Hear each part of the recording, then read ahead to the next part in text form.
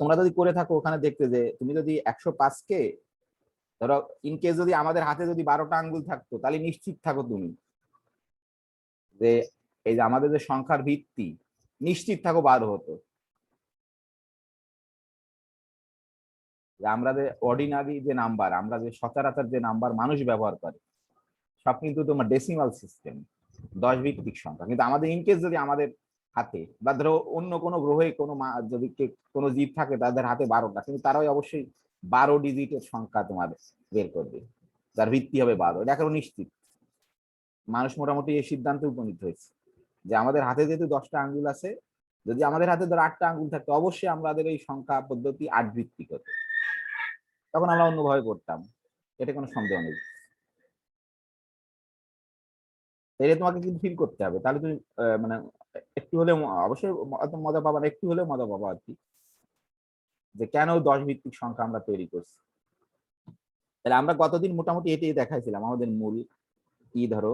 কিন্তু তুমি যদি করতে তাহলে কিন্তু বুঝতে পারতে। আমরা এরকম দেখাইছিলাম যে যে কোনো ইন্টিজার, ধর আমি আরেকবার এটা লিখতেছি, যে কোনো ইন্টিজার এন আমরা অবশ্যই সুবিধার জন্য পজিটিভ ধরে নিচ্ছি, নেগেটিভ বলে কোনো সমস্যা নেই, আগে একটা মাইনাস দিয়ে দিলে হয়ে গেল সব।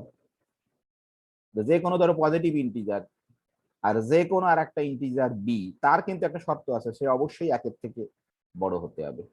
তাহলে একে আমরা আমরা মূল এটা দেখাইছিলাম যে এই এন কে আমরা বি এর শক্তির লিনিয়ার কম্বিনেশন আকারে লিখতে পারি, যে পাওয়ারস অফ বি এর লিনিয়ার কম্বিনেশন আকারে লিখতে পারি, তাই না? এটা হচ্ছে আমাদের মূল জিনিস ছিল যে এম, আমি গত B to the power M, তাই না?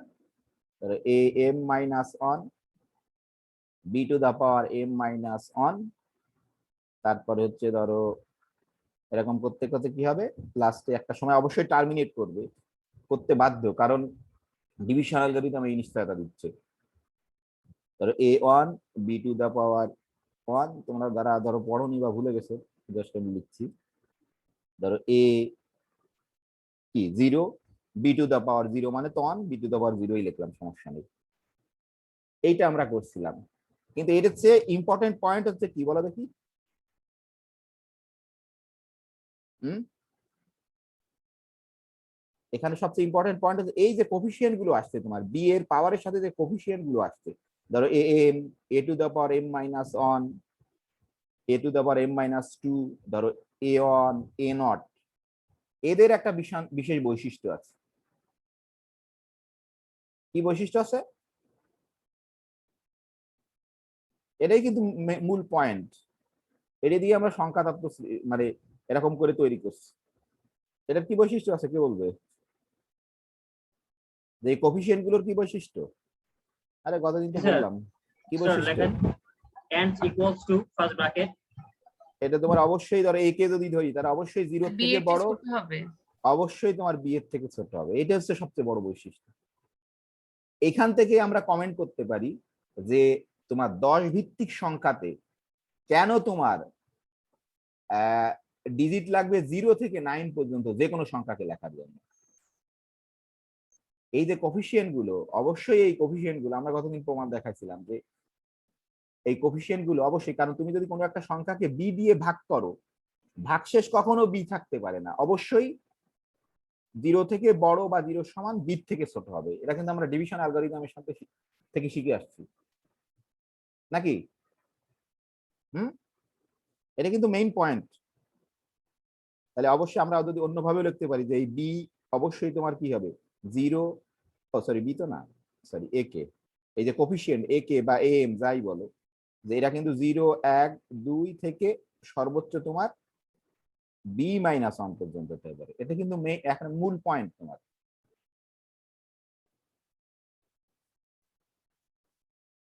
এটার সঙ্গে অ্যাগ্রি করো কিনা, না হলে কিন্তু আমরা সামনে আর অগ্রসর হতে পারবো না। এই কে অবশ্যই 1, 2 ধরো আপ টু, সরি 0 আছে, কে এর মান 0 হতে পারে, কারণ এখানে আমরা এ নট দিয়ে ই করছি। 0, 1, 2 আপ টু কি হতে পারে ধরো এম পর্যন্ত, তাই না? এইভাবে লিখতে পারি আমরা, যেভাবে লাগবে সমস্যা নেই। এটা তো অ্যাগ্রি করো নাকি? হ্যালো, হ্যাঁ জি স্যার। মনে হচ্ছে তো অন্যরা অ্যাগ্রি করছে না, তাহলে তার এরপরে আর কিন্তু পড়ানোই যাবে না। ঠিক আছে কিনা দেখো, এটা কিন্তু নিশ্চিত, আমরা গতদিন প্রমাণও দেখাইছিলাম এটাই। আর এইখান থেকে আমরা এখন ধরো করতে পারি যে কমেন্ট করতে পারি যে আমরা যে 10 ভিত্তিক সংখ্যা যে আমরা মানুষই যে তৈরি করছে, আসলে এটা তো কি বলে যে মানে তোমরা হয়তো অন্যভাবে নিও না, যে এটা কিন্তু সৃষ্টিকর্তা বা আল্লাহ বা গড বা ঈশ্বর যাই বলো, সে কিন্তু তৈরি করে দিনি। এটা কিন্তু মানুষের শ্রম, হাজার হাজার মানুষের হাজার হাজার বছরের পরিশ্রমের ফল কিন্তু আমরা এইভাবেই সংখ্যা লিখি। এটা কিন্তু খুব ইম্পর্টেন্ট, এটা ফিল করা। এটা ধরো এমনি চলে আসেনি কোথা থেকে, যে ধর এককে দেখতে একের চেহারা যে এইরকম, এটা কিন্তু আসলে একদিনে আসেনি, তুমি হাজার হাজার বছর পরে মানুষের থেকে বা আমাদের এই যে সংখ্যা তত্ত্ব যে এইরকম, তোমার কত মানুষের যে অবদান হাজার হাজার বছরের, যে 10 ভিত্তিক সংখ্যাকে আমরা এইরকম করে একেবারে ধরো আইডেন্টিফাই করছি বা রিপ্রেজেন্ট করছি, এমনি এমনি আসেনি কিন্তু কখনোই। হ্যাঁ, তোমাকে ধরো মানে আল্লাহ বা বলো সৃষ্টিকর্তা যাই বলো, যে তোমাকে জ্ঞান দিছে, সেই জ্ঞানকে তুমি ধরো ইউটিলাইজ করে করে এই যে নতুন নতুন জিনিস তৈরি করছে, এবং আল্লাহ এই কথাই বলছে যে তোমাকে পরিশ্রম করতে বলছে, নাহলে কোনো কিছু অর্জন করা যাবে না। এই খুব সিম্পল জিনিস। আমরা ধরো দেখি যে 100 এরকম 100 এরকম লিখলে যে 100 কেন হবে, কেন 100 বুঝবো, সেটা খুব ইম্পর্টেন্ট তোমার।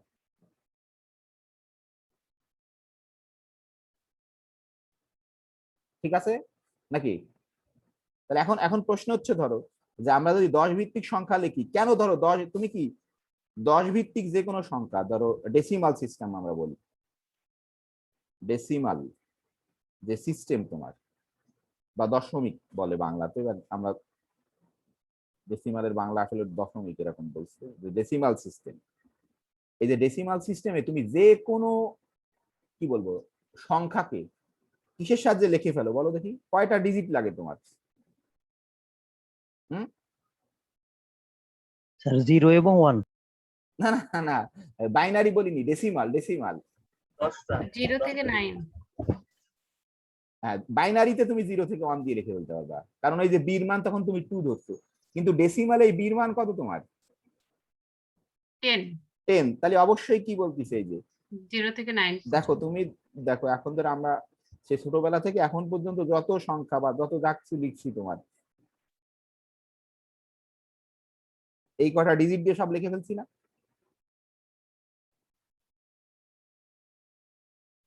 হ্যাঁ, তুমি তুমি বলো যে এরপরে 10 বানাইছো, আসলে 10 কিন্তু বানাইছো এই ডিজিটের সাহায্যেই। তুমি 1 আর 0 মিলে নতুন একটা সংখ্যা তৈরি করছো। অর্থাৎ কি, তুমি যত বড় সংখ্যা লেখো না কেন, সব কিন্তু এইগুলো ডিজিট দিয়ে আমরা তৈরি করছি। সেটা কেন? সেটা কিন্তু আসলে ওই যে ডিভিশন অ্যালগোরিদম আমাদের বলে দিচ্ছে, যে আমরা যদি ওই যে কোনো সংখ্যাকে 10 ভিত্তিক কোনো সংখ্যাকে, ধরো 10 ভিত্তিক কোনো সংখ্যাকে আমরা বা ডিসিমাল সিস্টেম, ওই যে আসলে আমরা যে সংখ্যা তত্ত্ব তৈরি, যে নাম্বার সিস্টেম বা নাম্বার তৈরি করে, আসলে এখানে ভাগের একটা খুব ইম্পর্টেন্ট ডিভিশন অ্যালগোরিদম, যে বীর মান যদি তোমার 10 হয় তাহলে অবশ্যই আগে তো সংখ্যা আসছে, তারপর তো ডিভিশন হ্যাঁ, অ্যালগরিদম, তাই না? এইটা এখানে তাহলে এখানে হচ্ছে ইম্পর্টেন্ট পয়েন্ট। এইটা এইটা বলা খুব ডেঞ্জারাস, যে আগে মুরগি না আগে ডিম, ধরো বুঝতে পারছো? হ্যাঁ, আগে সংখ্যা, আগে তো সংখ্যা বানাতে পারিনি মানুষ, আগে সংখ্যা ধরো আঙ্গুলকেই সংখ্যা মনে তাহলে করতো। কি ডিভিশন অ্যালগরিদম সংখ্যার আগে আসছে? ধরো এটা এটা বলা খুব ডেঞ্জারাস। স্যার তো সংখ্যা না স্যার আসলে ওইটা তো স্যার আমরা যদি কোনোভাবে প্রুভ করতে পারবো না। স্যার সংখ্যা বলতে স্যার ইতিহাস পর্যালোচনা করলে দেখা যায় স্যার যে ইসলামিক ইয়া থেকে স্যার, যে হ্যাঁ আপনার অবশ্যই, হ্যাঁ বিপ্লব থেকে, তো সেই সেই সময় কিন্তু স্যার সংখ্যা কিন্তু অ্যারাবিক যারা ছিল ওরা কিন্তু স্যার আগে ডেভেলপ করছিল হ্যাঁ, স্যার। মানে সংখ্যাকে তোমার বানাইছিল, কিন্তু যে নাম্বার সিস্টেমকে কিন্তু তৈরি করতে পারিনি। এটা হচ্ছে ইম্পর্টেন্ট পয়েন্ট। তোমার হাতে ধরো সংখ্যা থাকলো 10টা বা 50টা সংখ্যা থাকলো, তুমি যদি তার সাহায্যে মিনিংফুল কোনো নাম্বার সিস্টেম তৈরি না করতে পারো, তাহলে কিন্তু মিনিংলেস। তুমি ধরো 0 থেকে 9 না, ধরো আরো আমি বললাম যে এরও একটা নাম আছে, কথার কথা এরকম 0 থেকে 9, ধরো এর একটা নাম আছে, ধরো এর একটা নাম আছে, ধরো আমি এরকম করে দিলাম, আর একটা ধরো এরকম করে দিলাম, এর একটা নাম আছে, এরও একটা নাম আছে, ধরো কথার কথা এরও একটা নাম আছে, এরকম একটা সংখ্যা আমার হাতে আছে, এরকম চেহারা তার, জানি না, ধরো এরকম একটা সংখ্যা আছে। অনেক সংখ্যা আছে। ধরো ওই যে তুমি বলছো এটা মানে বুঝবো আমি হচ্ছে কি যে 20টা কোনো কিছু আর আসলে তো সংখ্যা কি কিছুই না, কিন্তু এই যে 2 কে কি ধরো 2 বা 3 এই 5কে তুমি জীবনে কোথাও দেখছো পৃথিবীতে সে যে ঘুরে বেড়াচ্ছে বা গাছে ঝুলে আছে বা দৌড়ায় বেড়াচ্ছে? হুম, দেখছো নাকি এটা কখনো? জি স্যার, কার্টুনে দেখা যায়। হ্যাঁ, কিসে? কার্টুনে? কার্টুনে তো দেখাতে কার্টুনের কথা না, কিন্তু আসলে এই 5 কি 5 5 দ্বারা আমরা বুঝতে পারি যে 5 জন মানুষকে আমরা এক জায়গা। আসলে 5-এর একটা ডেফিনেশন আছে কিন্তু, যে যার 5টা সেট দিয়ে আমরা ব্যাখ্যা করতে পারি 5টা জিনিসের সমাহার তোমার। তো হতে পারে সে 5খানা বই, হতে পারে ধরো 5টা গরু, অথবা 5 জন মানুষ, অথবা 5টা আম। মানে কি ওই যে মানে জিনিসগুলো কিন্তু আলাদা, কিন্তু একটা কমন বৈশিষ্ট্য হচ্ছে 5। হ্যাঁ অবশ্যই মানুষ আগে ধরো এরকম সংখ্যার চেহারা এরকম দিছিল, কিন্তু যখন এই নাম্বার সিস্টেম তৈরি করে তখন কিন্তু এর একটা ব্যাখ্যা দাঁড় করাতে হয়েছে তোমাকে, মানে যেটা হচ্ছে তোমার একেবারে স্ট্যান্ডার্ড, সারা পৃথিবীর মানুষ যা মেনে নিচ্ছে। ধরো এর চেয়ে বেশি অঙ্কও থাকতে পারে,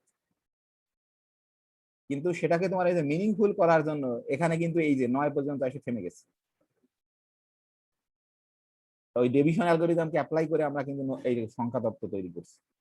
এর একটা নাম থাকতে পারতো এরকম চেয়ার, এর একটা নাম থাকতে পারে, এর একটা নাম থাকতে পারতো, এর একটা নাম থাকতে পারতো, জানি না আমরা, থাকতেই পারতো।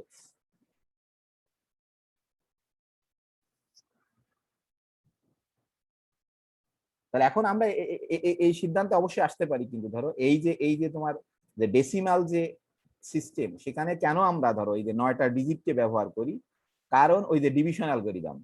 অথবা ধরো বাইনারি সিস্টেমে কেন আমরা দুটো ডিজিটকে ব্যবহার করি, 0 আর 1 কে, কারণ 2 দিয়ে কোনো কিছুকে ভাগ করলে 0 আর 1ই তোমার ভাগশেষ থাকে। অথবা তোমরা তখন দেখছিলে যে ওই যে 3 দিয়ে, তোমরা যারা দেখছো করে তখন বুঝতে পারছো যে চেহারা চেঞ্জ হয়ে যাচ্ছে, কিন্তু বেস যদি চেঞ্জ করো অন্তত খালি আমি এটাই বলি যে 105কে যদি তুমি এরকম লেখো 12, ভিত্তি যদি 12 করো তাহলে এর চেহারা কেমন হয়ে যাবে? হয়েছিল বলো দেখি? এরকম হয়ে গেছিল কিন্তু, তাই না? সম্ভবত না, আমি যদি ভুল না লিখি, নাকি এরকম ছিল না? জি স্যার। এই যে এরকম হয়ে গেছে কিন্তু, অর্থাৎ কি কম ডিজিট লাগছে তোমার, আমরা যেটা বলছিলাম। তুমি যদি 12 ভিত্তিতে 105কে প্রকাশ করো, 8 আর 9 দিয়ে তাকেই আমরা লিখে ফেলতে পারি, এই কম ডিজিট লাগতেছে। কিন্তু আমরা দেখছিলাম যে 105কে যদি তোমার ধরো 2 ভিত্তিক সংখ্যাতে প্রকাশ করি তাহলে ধরো কেমন হয়েছিল। আমার মনে নেই, এখানে লেখা আছে, দেখি আমি চেক করার জন্য ই করছিলাম তোমাদের খাতাতে, ঠিক আছে কিনা তোমাদের। 110 আমরা কতদিন দেখাইছিলাম তাই না, এই যে 100 ধরো 1, তাই না? এরকম হতো। দেখো এটা কিন্তু 2 ভিত্তিক, অনেক বড় লেন্দি হয়ে গেছে তোমার, কিন্তু শর্ট হয়ে গেছে তোমার। কিন্তু এখানে এক ধরনের সুবিধা আছে, এখানে এক ধরনের সুবিধা আছে, এখানে এক ধরনের অসুবিধা আছে, এখানে এক ধরনের অসুবিধা আছে, তাই না? 10-এর সাপেক্ষে তোমার ডেসিমাল সিস্টেমের সাপেক্ষে এখানে লেন্দি হয়ে গেছে, কিন্তু সুবিধা কি আমরা বলছিলাম যে তোমার এই বি এর অপশন মানে ডিজিটের অপশন খালি খুবই কম, 1 আর 0 দিয়ে লিখে ফেলতে পারবা তুমি।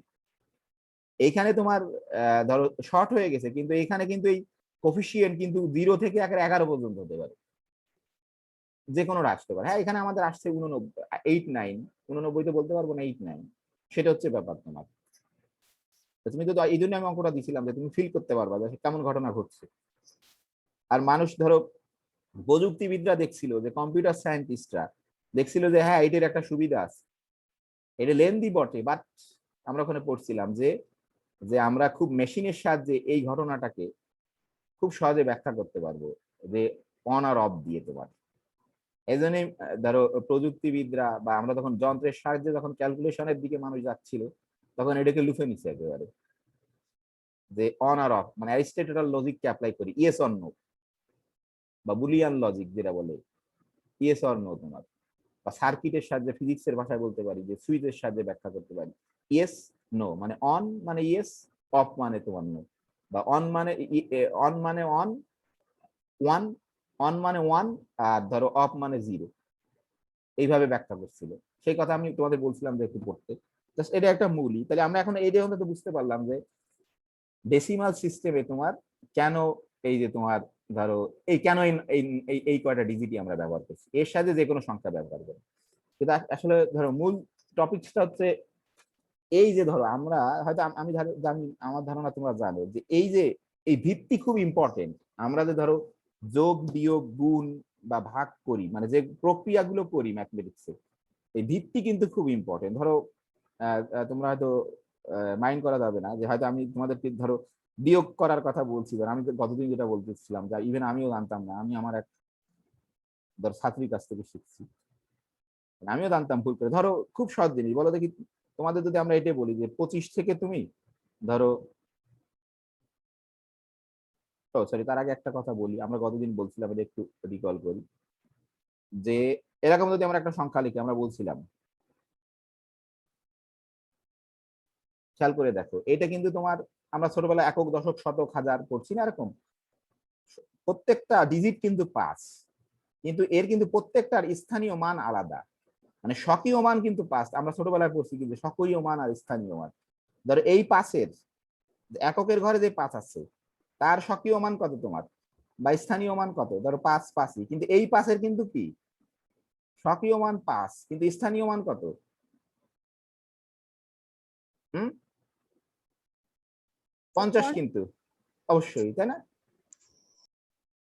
অনুরূপ ভাবে ধরো এই 5-এর তোমার মানে তুমি একই 5, তুমি কোথায় তার অবস্থান তার উপর কিন্তু ডিপেন্ড করছে তার তোমার মানে স্থানীয় ভ্যালু, স্থানের উপর, এই জন্যই বলে স্থানীয় মান, আর একটা বলে স্বকীয় মান। কারণ আমরা দেখছিলাম যে এটা মানে কিন্তু এই যে এটা মানে কিন্তু এরকম তোমার ধরো 5 × 10⁻³ ঠিক আছে, যোগ ধরো 5 ইন্টু আমরা এই যে যেহেতু 10 ভিত্তিক সংখ্যা ধরো এরকম, তাই না? এটা হচ্ছে 5 × ধরো 10⁻0। এই যে আমরা যে থিওরাম করলাম সেই থিওরামের সাহায্যে ইজিলি লিখতে পারি যে বির মান আমরা এখানে 10 ধরছি, কিন্তু তোমার একে যদি তুমি ভাগ করো, আসলে এটা কিন্তু আমরা কিন্তু এই যে নাম্বার সিস্টেম তৈরি করছি ভাগ প্রক্রিয়ার সাহায্যে। অর্থাৎ কি, এখানে আর একটা কথা আমরা বলতে পারি, ধরো একটা সংখ্যাকে আমরা যদি 10 দিয়ে ভাগ করি, বলো দেখি যে ভাগশেষটা স্যার পাবো। এখানে 10 স্কয়ার 10 1। হ্যাঁ ও সরি, হ্যাঁ না ভুল হয়ে গেছে, এটা প্রথমটা হবে তোমার 10 স্কয়ার কিউব দিয়ে ফেলছি, এটা হচ্ছে তোমার ই হবে 10 স্কয়ার, এটা হবে তোমার সরি এটা হবে 10, তাই না? আমি বল এই যে এটা হবে, ঠিক আছে সরি। তাহলে এখন যদি আমি একটা প্রশ্ন করি, ধরো এর সাথে কনগ্রুয়েন্সের একটা রিলেশন টানবো। ধরো আমি একটা প্রশ্ন করলাম যে তুমি যদি অবশ্যই ডেসিমাল সিস্টেমে কোনো একটা সংখ্যাকে যদি 10 দিয়ে ভাগ করো, ধরো যে ভাগশেষটা থাকবে সেটা কি বলো দেখি, আর প্রশ্নটা বুঝতে পারছো? জি স্যার বুঝা গেছে। আমরা যদি কোনো একটা সংখ্যাকে, অবশ্যই 10 ভিত্তিক সংখ্যা, তাকে যদি ধরো 10 দিয়ে ভাগ করি, কনগ্রুয়েন্সের ভাষা আসতেছি আমরা এখন, এটাই দেখাবো যে ইন্টারাকশন কি কনগ্রুয়েন্সের সাথে। ধরো 10 দিয়ে যদি ভাগ করি তাহলে কি পাবো, ওই সংখ্যা ওই যে সংখ্যাটা তার কাকে পাবো বলতে পারবা কেউ?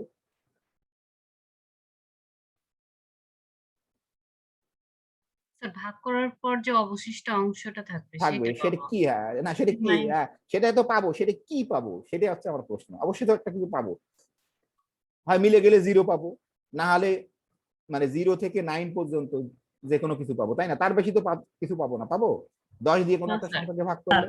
স্যার 12 থেকে যদি ওই নাম্বারটা বাদ দেয় তাহলে কনগ্রুয়েন্স হবে, এমন কিছু কি? না না সেটা তো ঠিক আছে, অবশ্যই ভাগশেষটাকে যদি বাদ দিই তাহলে বিভাজ্য হবে, হ্যাঁ অবশ্যই এটা একটা কথা, কিন্তু আসলে কি পাবো আমরা?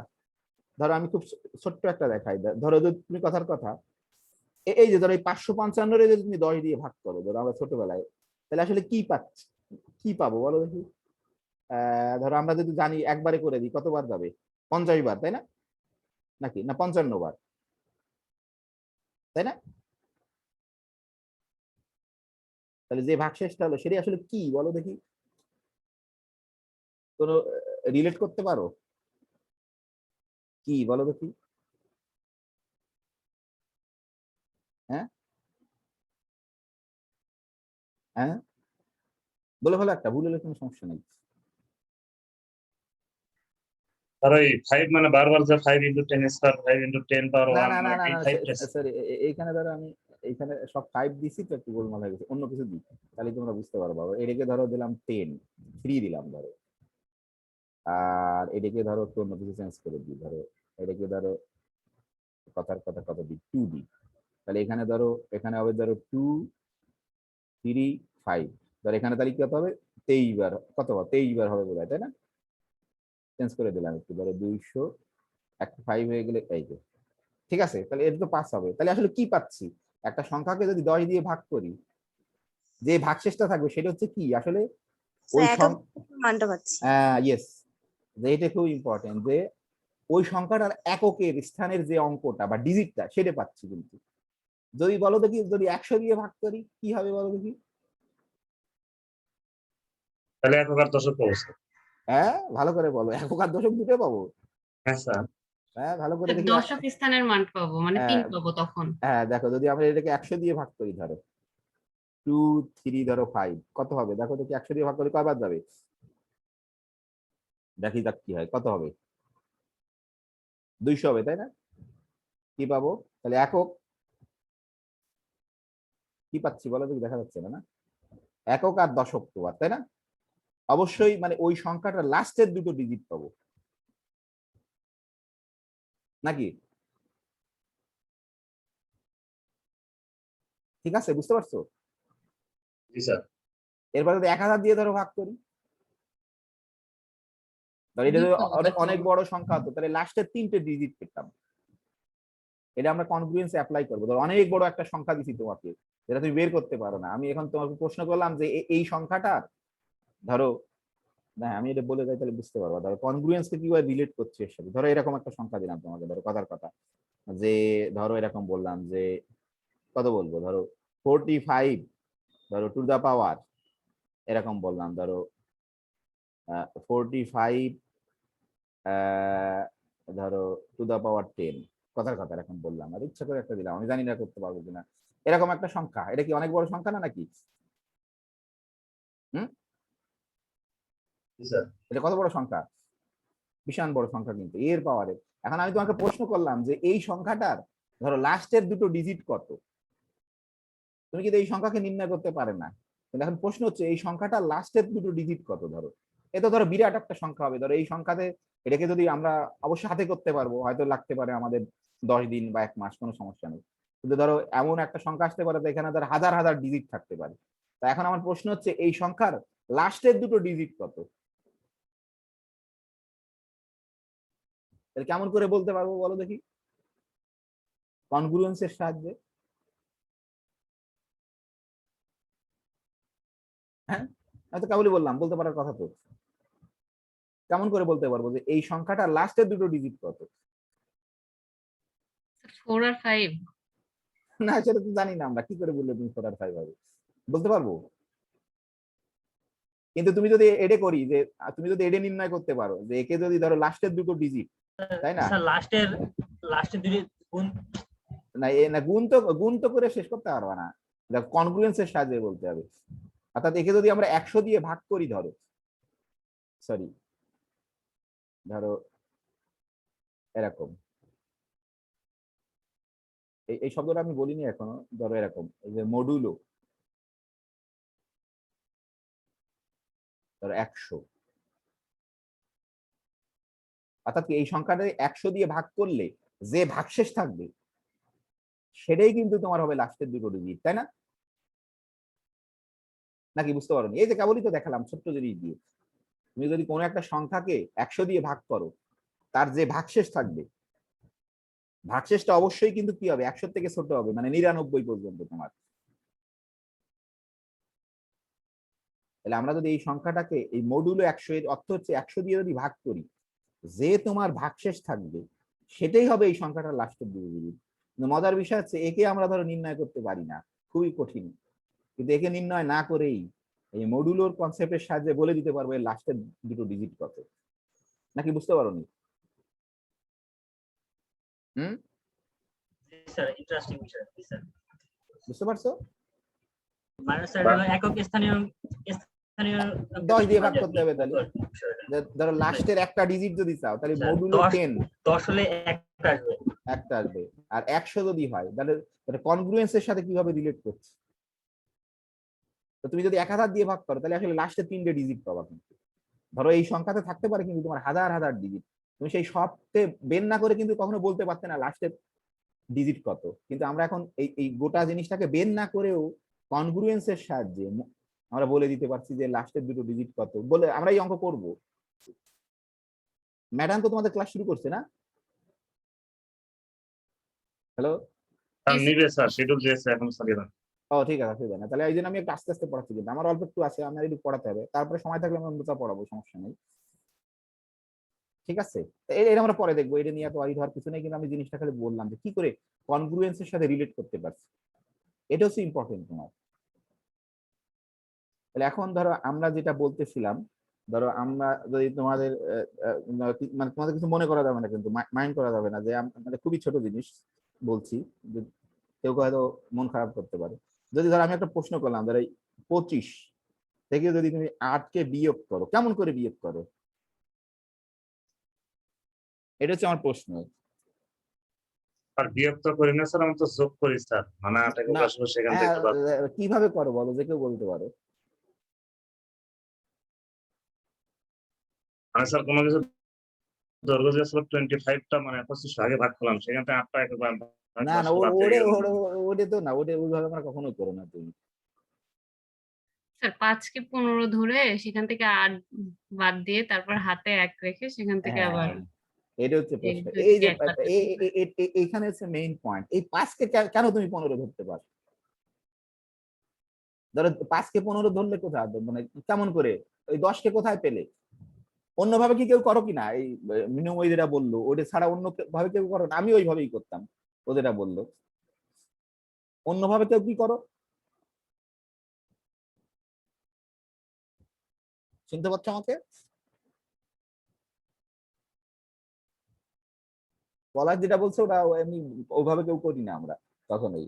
হ্যাঁ, এইভাবেই করি, যে এই দেখো হাতে রেখে করি। অন্যভাবে কেউ করো? আর স্যার হাতে রাখার সিস্টেমটা স্যার এটা কেমন একটা স্যার, এটা তো আসলে কোনো ফান্ডামেন্টাল কোনো রুলস পাওয়া যায় স্যার? না, সেটাই আমরা দেখবো। ধরো আসলে এই যে ভিত্তি বেজের কি সম্পর্ক, সেটা হচ্ছে খুব ইম্পর্টেন্ট, সেটাই আমরা।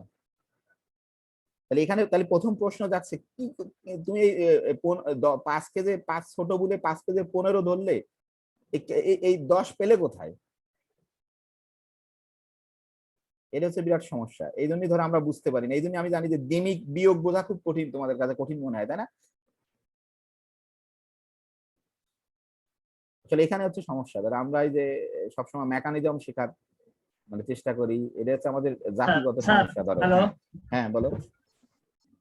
আমরা সবসময় যে ছোট হলেই কেবল যে আমরা 10 ধরবো এমন কোনো বিষয় থাকবে না। এখানে স্যার আপনার দশকের সংখ্যাটা উপরে থাকতে হবে, এরপরেই আমরা কেবল স্যার মানে 10। না, তুমি তো এটা তো করতেই পারবো না তাহলে বিয়োগ। ধরো এটা আমরা 5টা জিনিস থেকে কখন 8টা জিনিস নিতে পারি না, এটা ফিজিক্যালি তোমার মানে রিলেভেন্ট না, ঠিক আছে? এটা তো আমরা করতেই পারি না ধরো, তাই না? এখন ঠিক আছে, আমরা আমরা যেটা করি সমস্যা নাই। এই ধরো এই 5কে তোমার কেমন করে তোমার এই 15 ধরলাম, এটা হচ্ছে ইম্পর্টেন্ট। এইখানেই আমাদের হয়তো ভীষণ একটা ধরো গ্যাপ, এই জন্য আমরা মানে মূল জিনিসটা ধরতে পারি না। তাহলে অবশ্যই ধরো এখানে যেহেতু এখান থেকে এই কে ধরো 10 ধার দিতে পারে, কার 10 ধার দেওয়ার ক্ষমতা আছে, সেটা হচ্ছে ইম্পর্টেন্ট পয়েন্ট। এই যে ধরো এখানে একটা 2 আছে, এর কিন্তু স্বকীয় মান 2, কিন্তু স্থানীয় মান কত বলো দেখি? 10 স্যার। 20। মানে অবশ্যই কিন্তু 10 স্থানীয় দুগুণা 20। যেহেতু যেহেতু এর 2 দশকের ঘরে আছে, অবশ্যই কিন্তু 20। তাহলে ধরো এই 2 তোমাকে কিন্তু 10 ধার দিতে পারে 5কে। এটা হচ্ছে লজিক্যাল জিনিস। ধরো কি হতে পারে, ধরো এখান থেকে দেখো, হয়তো তোমরা অবশ্যই বুঝতে পারবা, তোমরা অনেক বড়, যে এক সেকেন্ডে বুঝতে পারবা। ধরো এখান থেকে যদি এক ধরো, ও আরো সেটা ব্যাপার না, কিন্তু মানুষ কি ধরো মানে বুদ্ধিমান, যে আমরা যে সংখ্যা তত্ত্ব তৈরি করছি এটা কিন্তু খুব ইম্পর্টেন্ট। দেখো যে তুমি যদি এক ঘর বামে যাও, এটা কিন্তু আমরা তৈরি করছি, যে কিন্তু কত গুণ পার্থক্য ঘটে বলো দেখি? 10 গুণ করে। 10 গুণ। এই জন্য এর নাম কিন্তু তোমার এটাও আর একটা কারণ, যে এটা হচ্ছে 10 ভিত্তিক সংখ্যা বা দশমিক ডেসিমাল সিস্টেম, যে আমরা কিন্তু ওইভাবে তৈরি করছি, যে তুমি যদি এক ঘর বামে যাও, মানে এর শক্তি ক্ষমতা 10 গুণ করে বেড়ে যায়। যে এককের সাথে দশকের, দশকের সাথে শতকের, শতকের সাথে হাজারের, হাজারের সাথে কি ওটা কি বলে অযুতের, তাই না? অযুতের সাথে লক্ষের, এই যে দেখো এটা কিন্তু তৈরি করছে মানুষ, এই 10 ভিত্তিক বিধায় কিন্তু এরকম 10 গুণ করে বৃদ্ধি পাচ্ছে।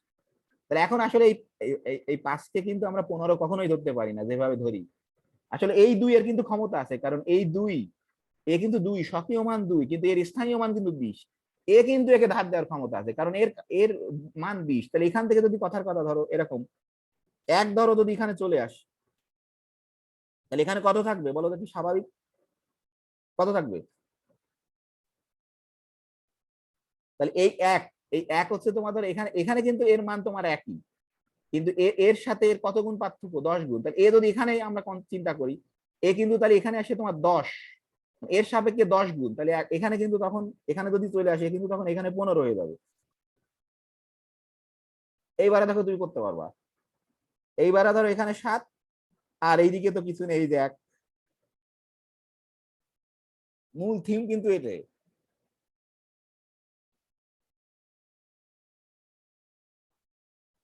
তোমার ভিত্তি খুব ইম্পর্টেন্ট কিন্তু। আমরা যদি বলো বাইনারি সংখ্যা লিখি, ধরো এটা কি বুঝতে পারলে যেটা বললাম? প্রশ্ন আছে কারো?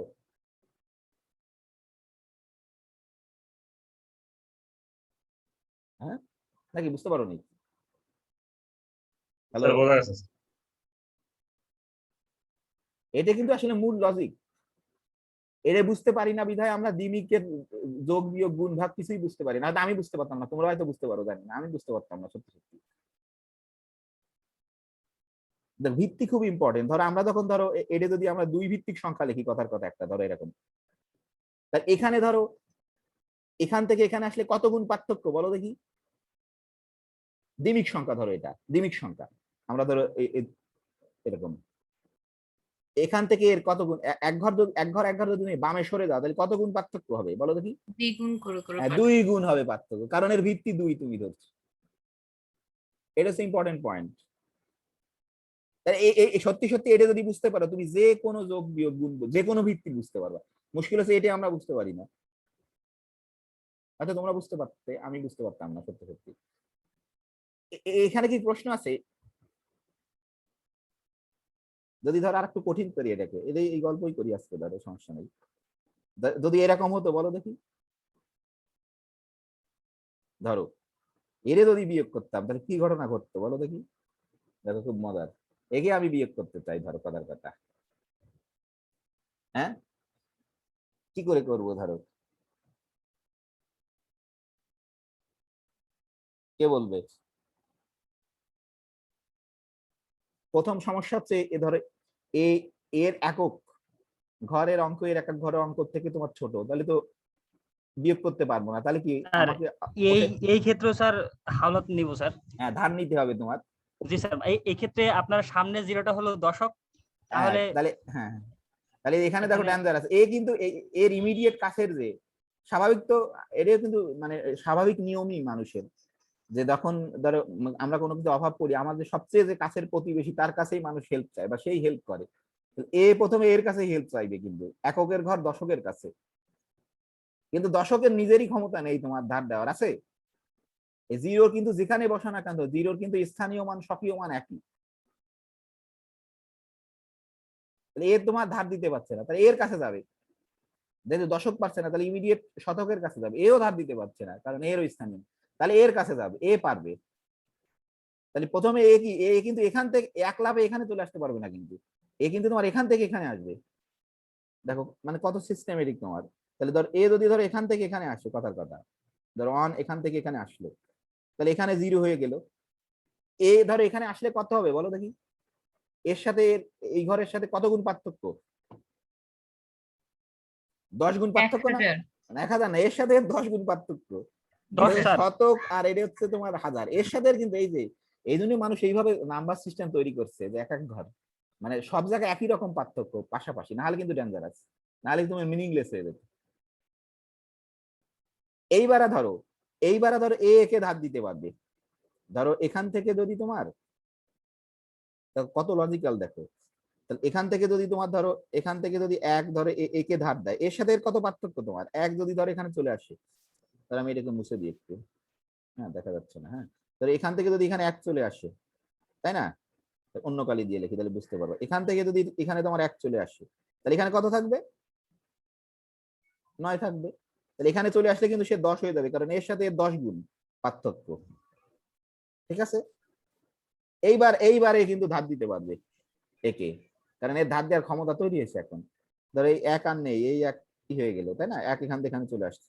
তারপর ধরো এখান থেকে যদি এখানে 1 চলে আসে ধরো, তাহলে এখানে আসলে কিন্তু এর সাথে 10 গুণ পার্থক্য, এখানে হয়ে যাবে 10। তাহলে এখানে থাকবে কত? 9। এইবারে দেখো এই ঘটনা আমরা ঘটাতে পারবো, এইবারে কোনো সমস্যা নেই। এইবারে কত হবে? 10 থেকে 1 গেলে কত হবে? 9। এখানে তো কত আছে, যদি আমার ভুল না হয় 9। এখানে যদি কত আছে? 9। আর এখানে কত আছে? 0। 0 তো আমরা বামে লিখলে সার্থক হয় না। এই যে দেখো, আসল মেকানিজম কিন্তু এইটা তোমার, সরি মেকানিজম না, মেকানিজম বললেই ডেঞ্জারাস, ইঞ্জিনিয়ারিং হয়ে যাবে। 0 থেকে আসল 1 লজিক, লজিক। ঠিক আছে নাকি বুঝতে পারোনি?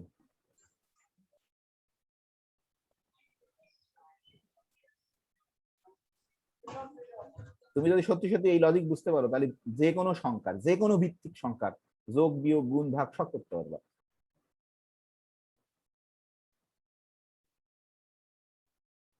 খেয়াল করে দেখো, বুঝতে পারছো নাকি? কারো কি সমস্যা আছে?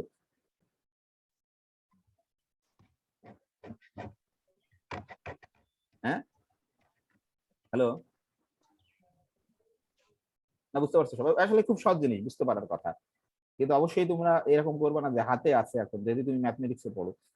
হ্যাঁ, ধরো এখানে জোর করে 10 যোগ করে দিলাম, সেই ধরো মনে হচ্ছে 10 এখানে কোথাও উড়ে বেড়াচ্ছিল, সেই 10কে জোর করে ধরলাম, ধরে এর সাথে যোগ করলাম, আবার বাম হাতে ধরো 10 রাখলাম। হ্যাঁ, অবশ্যই এভাবে আমরা করতে পারি, কিন্তু আসলে সত্যি সত্যি লজিক কিন্তু সেটা না। তোমাকে লজিক্যাল হতে হবে, সত্যি সত্যি কেমন ঘটনা ঘটে, এটা হচ্ছে ইম্পর্টেন্ট। তাহলে এখন এখন ধরো ধরো আমি যদি তোমাকে যে কোনো, তুমি যে কোনো দ্বিমিক ধরো, আমি জানি না, আমি আমি সবসময় খুব ডেঞ্জারাস অবস্থা হতো আমার, যে ধরো দ্বিমিকের যোগ বিয়োগ করতে আমি আমি বুঝতাম না, সবসময় একটা খটকা লাগতো আর কি। ধরো কথার কথা, এইটাকে যদি আমরা করতে চাই, ধরো দ্বিমিক সংখ্যা এটা, ধরো এইটাকে যদি বিয়োগ করতে চাই, কি হবে বলো দেখি? কি লজিক হবে, কে বলতে পারবে? ধরো দ্বিমিক সংখ্যা আমি লিখলাম না 2, এটা যদি লিখি 2, তাহলে তোমার বুঝতে সুবিধা হবে। ধরো দুই ভিত্তিক সংখ্যা, দ্বিমিক সংখ্যা, কথার কথা, কি লজিক হবে বলো দেখি? কে বলতে পারবে, বলো একজন, যদি বুঝতে পারো তাহলে বলতে পারবা। প্রথম সমস্যা কি বলো দেখি? একই সমস্যা, তোমার একে ধার দিতে পারবে নাকি না? তোমার তো বুঝতে পারোনি মনে হচ্ছে দেখি। হ্যাঁ, হ্যালো, শুনতে পাচ্ছ আমাকে? জি স্যার, শুনতে পাচ্ছি। এখানে এই একই সমস্যা, তাই না? তাহলে ধরো এখান থেকে যদি এখানে 1 চলে আসে তোমার,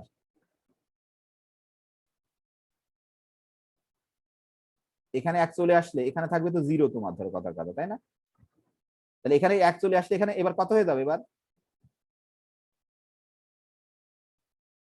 0টা 1 হয়ে যাবে। না, 0টা 1 হবে কেন? এর ভিত্তি কত? ও 2 হয়ে যাবে। 10 আগে যেমন 10 হয়ে গেছিল, 10 গুণ পার্থক্য ছিল যেহেতু, এখানে তো 2 হয়ে যাবে, যেহেতু 2 ভিত্তিক সংখ্যা 2। এই যে দেখো, তাহলে এইবার এই 2 থেকে 1 বিয়োগ করলে তুমি কত পাবা? 1।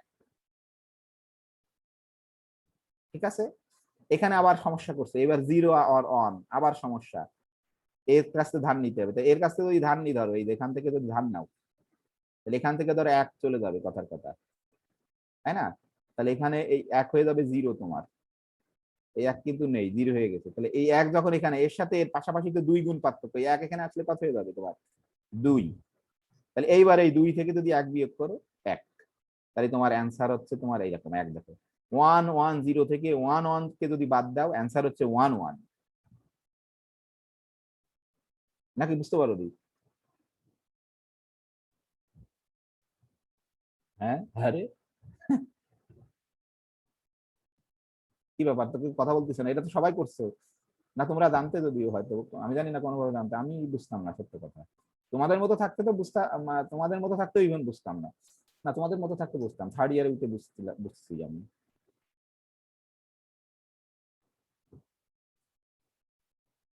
হ্যালো, শুনতে পাচ্ছ আমাকে? জি স্যার। কি অবস্থা, বুঝতে পারছো এটা? জি স্যার। তাহলে ভিত্তি কিন্তু খুব ইম্পর্টেন্ট তোমার বিয়োগ করার জন্য। আসলে বিয়োগ না, গুণ, যোগ, ভাগ যাই করো না কেন, ভিত্তি খুব ইম্পর্টেন্ট।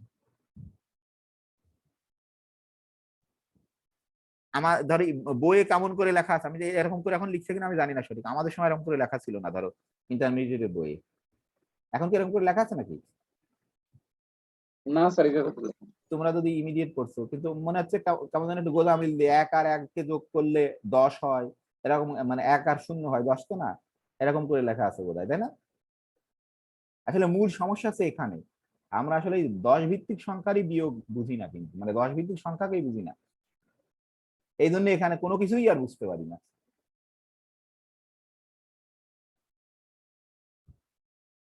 এখন তুমি দেখো, যে কোনো গুণ বলো, যে কোনো ভাগ বলো, বিয়োগ বলো, সব কিছুকে তুমি করতে পারবা, এবং লজিক্যালি একেবারে সত্যি সত্যি কি ঘটে সেরকম করে।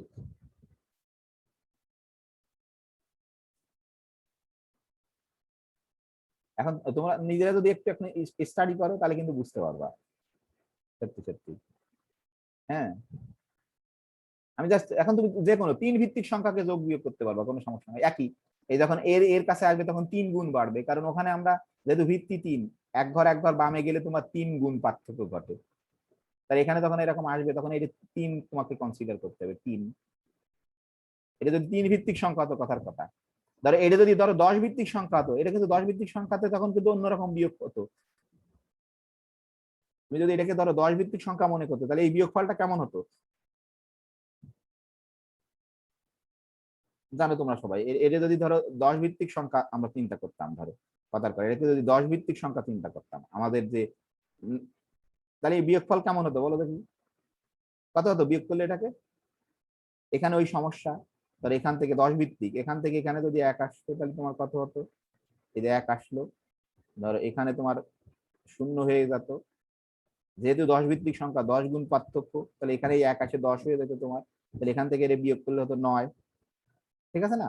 আবার এখানে ওই একই সমস্যা, 0 থেকে 1 কে বিয়োগ করতে পারি না, তাহলে এই 1 যদি ধরো এখানে যেত, যেহেতু এর সাথে 10 গুণ পার্থক্য, তাহলে এটা হয়ে যেত তোমার 0, ধরো এটা 0 হয়ে যেত, এখানে 1 গেল ধরো এখান থেকে, এখানে আসে তাহলে কত হয়ে যেত ধরো 10 হয়ে যেত, তাই না? এই 0 10 হতো, এই 0 থেকে তুমি 1 বিয়োগ করতে পারতে, তাহলে কত হতো তোমার? এরকম 9 হতো, এর অ্যান্সার হতো।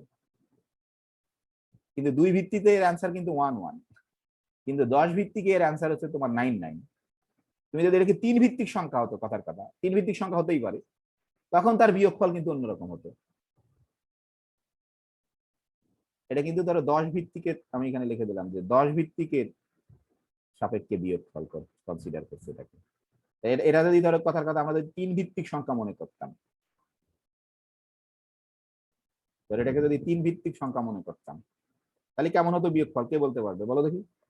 3 ভিত্তিক বিয়োগফল কে বলবে বলো দেখি? ধরো এটা মনে করে যে এটা দুটোই 3 ভিত্তিক সংখ্যা, কারণ 3 ভিত্তিক সংখ্যাতে তোমার 0 1 ডিজিট থাকতেই পারে। কত হতো বলো দেখি? কে বলতে পারবে?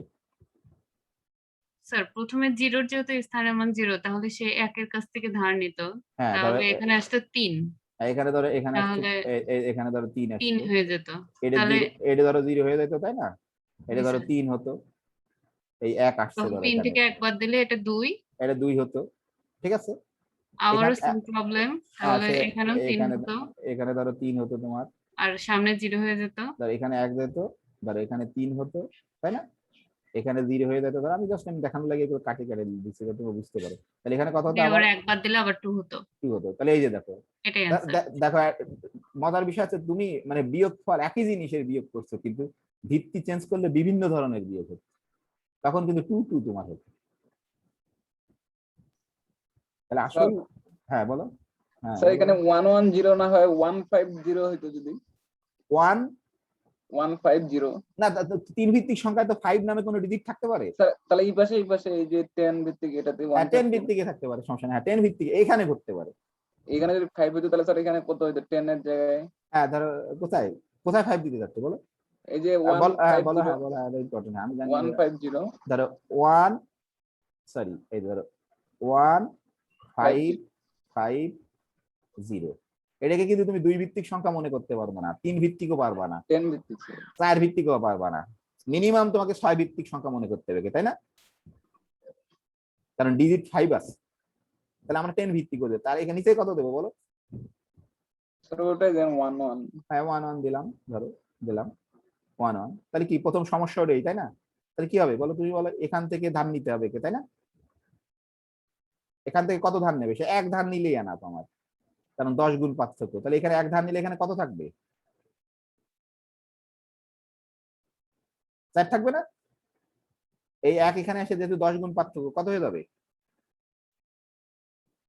ধরো 10 হবে 10 হয়ে যাবে, এই শূন্য কেটে গিয়ে 10 হয়ে যাবে, তাহলে কত? 10 থেকে 1 বাদ দিলে কত হবে? 9। 9। আর এখানে তো কোনো সমস্যা করিনি, 4 আছে, 4 থেকে তো তুমি 1 বাদ দিতে পারো, কত হবে? 3। তুমি যে এই যে ঠিক আছে না নাকি? অবশ্যই কিন্তু 10 ভিত্তিক আমরা এটা, তাই না? আমাদের ভিত্তি 10, এর নাহলে কিন্তু গোলমাল হয়ে যাবে, ঠিক আছে? জি স্যার। মানে যা কিছু করো না কেন, একটা কিভাবে নামালাম? এটা এমনি নামাই দিলেই হবে? কারণ এখানে তো তোমার কোনো সংখ্যাই তো নেই, তুমি তো কোনো কিছু নেই, মানে আমরা কি তোমার তো এখানের যে আমরা কি সবসময় আমরা যখন বিয়োগ করি বা কম্পেয়ার যখন করি সবসময় কি সেম, আমরা বলি না সেম এককের সাথে এককের, দশকের সাথে দশকের, শতকের সাথে শতকের ঘরের অঙ্ক কেই করি না, নাহলে তো তুমি কম্পেয়ার করতে পারবা না। কারণ কেন পারবো না? কারণ এককের স্থানীয় মান যা দশকের স্থানীয় মান কিন্তু তা না তোমার।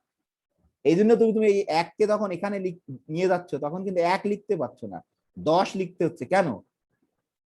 এটা ইম্পর্টেন্ট পয়েন্ট, কারণ তুমি একে সেম স্কেলে বানাচ্ছ, স্কেল খুব ইম্পর্টেন্ট, সেম স্কেলে তৈরি করছো।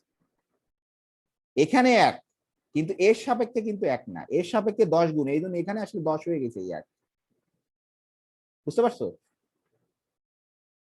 জি স্যার। স্কেল খুব ইম্পর্টেন্ট। আমরা যখন ছোটবেলায় তোমরা শিখছো যে মানে ধরো ওই পলিনোমিয়ালের বিয়োগফল কি এক্স স্কোয়ারের নিচেই এক্স স্কোয়ার বসাবে নাকি, তাই না? আর কারো প্রশ্ন আছে কোনো? কিন্তু আসলে মূল লজিক কিন্তু এটা তোমার। তখন এখন দেখো তুমি যে কোনো দ্বিমিকের যোগ বিয়োগ গুণ ভাগ আর কোনো সমস্যা নেই তোমার। যাক, এটা যদি হয়তো তোমরা কি করতে পারবে, মন খারাপ করতে পারবে, খুবই সহজ জিনিস, বিয়োগ শিখাচ্ছি তোমাদের আর কি, তাই না? দেখো আমি বলবো তোমরা একটু চিন্তা করো, তাহলে দেখবে যে এখানে অনেক কিছু আছে কিন্তু। স্যার মন খারাপের কি আছে এখানে? তো জিনিসটা ইন অ্যাডভান্স মানে দেখতেছি। অ্যাডভান্স না, খুবই সহজ জিনিস। না স্যার, সহজ হলো যেটা মানুষ জানে না ওটা তো একটা মানে মূল লজিকটা তোমাকে ফিল করা খুব ইম্পর্টেন্ট। আমি ভালো নিশ্চয়ই লাগলো, নতুন একটা জিনিস শিখলাম।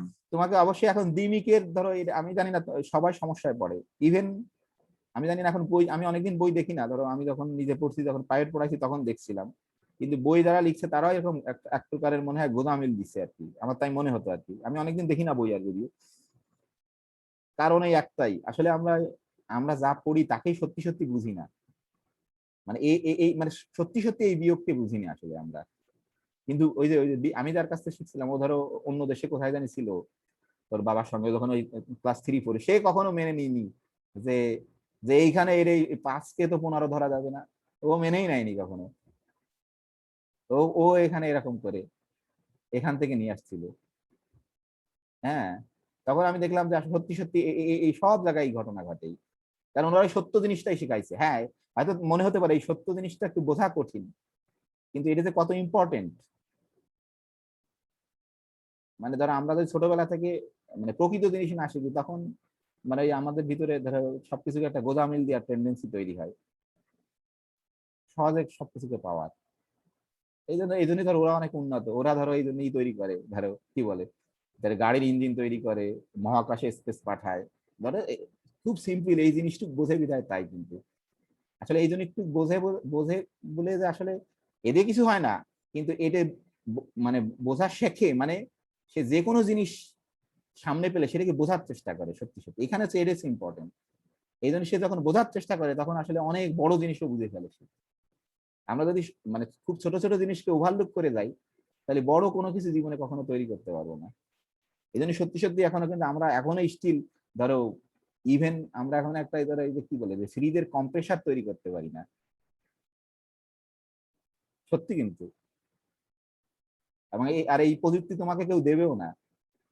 এই যে ধরো এই টিকার কথা চিন্তা করো, মানুষ মরে সব কত হয়ে যাচ্ছে, দেখো টিকার প্রযুক্তি কেউ দিবে না। তোমার টিকা বানায় তোমার কাছে বিক্রি করবে, কিন্তু ধরো মানে গড়িমসি করছি যে টিকা যদি, হ্যাঁ আমাদের দেশে তো কিছু কোম্পানি আছে, যদি প্রযুক্তি দিত তো আমরা ধরো তৈরি করতে পারতাম আর মানুষকে বাঁচাতে পারতাম, কিন্তু ওই যে উন্নত দেশ যত ভালো বলো ওরা ওইটা দিবে না। এটা হচ্ছে ইম্পর্টেন্ট, মানে এটা হচ্ছে তোমার পার্থক্য ধরো সায়েন্টিস্ট আর ধরো ইঞ্জিনিয়ারিং এর পার্থক্য। ধরো টিকা তৈরি করব সেটা হচ্ছে তোমার এক অর্থে ইঞ্জিনিয়ারিং, কিন্তু ওই যে টিকার যে ফর্মুলা তৈরি করছে ওটা কিন্তু সায়েন্টিস্টরা করছে। এই জন্য সায়েন্টিস্ট আর ইঞ্জিনিয়ারের পার্থক্য আছে কিন্তু। আমাদের দেশে হয়তো আমরা ইঞ্জিনিয়ারকে খুব দাম দেই, স্বাভাবিক, কারণ আমরা অত বেশি উন্নত জাতি না তাই। কিন্তু সত্যি সত্যি আমেরিকা বলো, ইউরোপ বলো, জাপান বলো, খুবই উন্নত দেশে যারা ধরো সায়েন্টিস্ট, তারা অন্যরকম ব্যাপার। যে তত্ত্বকে তৈরি করে তোমার, সে হচ্ছে এক্সেপশনাল, তাকে কারোর সাথে তোমার তুলনা করে না। তার টিকার ফর্মুলা যদি আমরা পেতাম, কিন্তু আমাদের দেশে 2-4টে কোম্পানি ধরো বানাতে পারে, কিন্তু দিচ্ছেই না এখন স্টিল। হয়তো দিবে কোনো এক সময়, কিন্তু স্টিল দিচ্ছে না, দিতে চাইবেই না সত্যি সত্যি। ধরো এখানেই লোক আছে, কিন্তু ধরো এই জিনিসটা ধরো বুঝি না বলে হয়তো আমরা টিকা তৈরি করতে পারছি না। গণিতে ধরো ডিরেক্ট কোনো ইম্প্যাক্ট নেই তোমার, কিন্তু ইনডিরেক্ট ইম্প্যাক্ট আছে, এটা খুব ইম্পর্টেন্ট।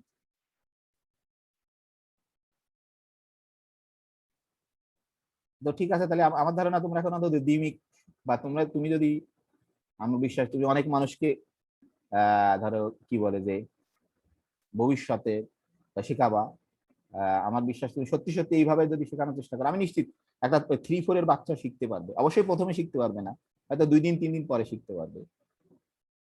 তখন তার কাছে কোনো যে কোনো ভিত্তিক সংখ্যার যোগ বিয়োগ কোনো ব্যাপার না, ভিত্তিটা খুব স্যার ইম্পর্টেন্ট। হ্যাঁ, কে পলাশ স্যার আমি সাহেব বলছি, নাকি? জি স্যার আমি থেকে বলতে চাচ্ছিলাম স্যার, এই হ্যাঁ বিয়োগের ক্ষেত্রে তো স্যার আমরা দশমিকের উপরে স্যার আবার কোনো কিছু নিতে পারবো না স্যার। হ্যাঁ, বুঝতে পারলাম না বিয়োগের কথা। ক্ষেত্রে স্যার দশমিকের উপরে কি আর কোনো কিছু নিতে পারবো স্যার? যেমন যে দ্বিমিক বাইনারি ধরতেছি, মানে আপনার থ্রি বেজে ধরে করতেছি, কিন্তু বিয়োগ করার ক্ষেত্রে স্যার 10 বেজের উপরে তো আসলে নিতে পারছি না স্যার। কেন পারবা 11 না বেজ, নাকি? 12 বেজ, অবশ্যই পারবা। 100 বেজও নেওয়া যায় স্যার। হ্যাঁ, কেন নেওয়া যাবে না, সেটাই আমি শেখাইছি। হ্যাঁ, ওটা আমাদের কাজে লাগে না, যে কোনো বেজ নিতে পারবা, সেটা ডিপেন্ড করবে তোমার ওই যে মিনিমাম ওই যে প্রশ্নটা করছিল, আমাদের সংখ্যা যদি ধরো 105 হয়, তাহলে ধরো ওকে অন্তত আমরা মোটামুটি 104 বেস পর্যন্ত ইজিলি করতে পারি, তাই না? মানে ম্যাথমেটিক্স পারে, এটা হচ্ছে ম্যাথমেটিক্স এর বিউটি, সে জেনারেলাইজ করতে পারে, হয়তো সেটা কোনো কাজে লাগে না, জেনারেলাইজেশন করে ম্যাথমেটিক্স। আসলে তোমরা যত কোর্স পড়ছো সব, এই যে থার্ড ইয়ারে যে লিনিয়ার অ্যালজেব্রা পড়ছো না, এটা কিন্তু বিরাট জেনারেলাইজেশন করছে যে ভেক্টর স্পেসে। তোমরা তো ফিল করতে পারছো কিনা জানি না, আমরা একটা ফাংশনকে ভেক্টর হিসেবে ট্রিট করছি ওখানে।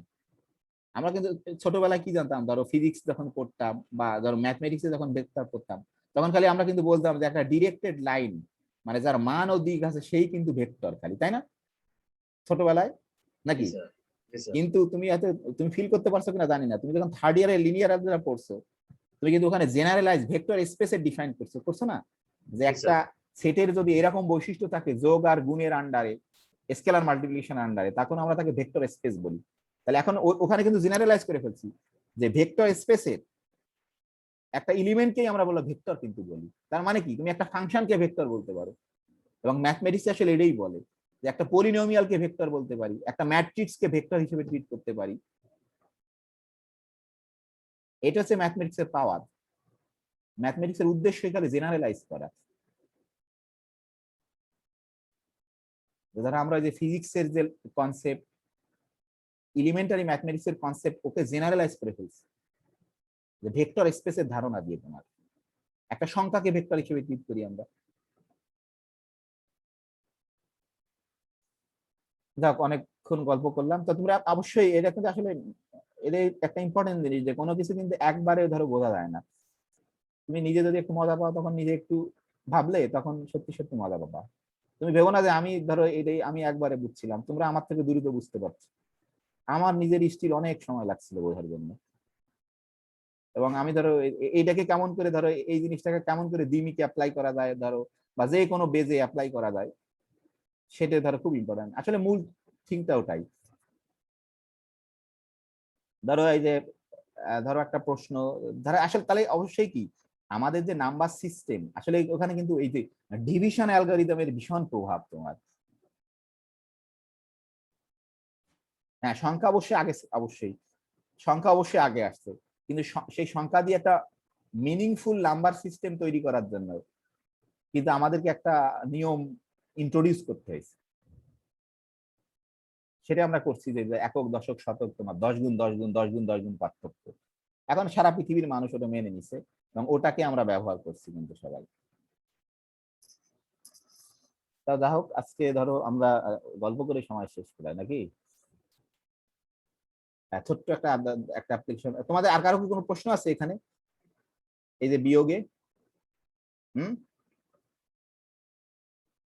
তোমরা অবশ্যই নিজেরা একটু চেষ্টা করবা, এই বিভিন্ন ধরনের ধরো সংখ্যা নিয়ে নিয়ে বিয়োগ করবা, দ্বিমিকের করবা, এবং তোমাদের কাছে যদি ইন্টারমিডিয়েট বইটা থাকে দ্বিমিকেরই বের করে দেখবা একটু, দেখে তুমি যদি মানে এই যে সত্যি সত্যি লজিকটা অ্যাপ্লাই করো, দেখো বা যে কোনো তোমার দ্বিমিক, যোগ, বিয়োগ, গুণ, ভাগ মানে একেবারে তোমার পানির মতো আর কি।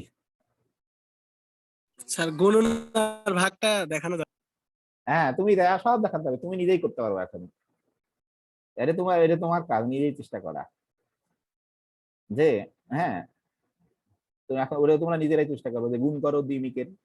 গুণ করলে তো কোনো সমস্যা নেই দ্বিমিকের ধরো, কিন্তু অন্য একটা সমস্যা আছে দ্বিমিকের, যখন যোগ করতে যাবা তখন ওই একই ভিত্তি। আমরা তখন ধরো ধরো ধরো ধরো স্বাভাবিক আমরা যখন এরকম করি, তাই না?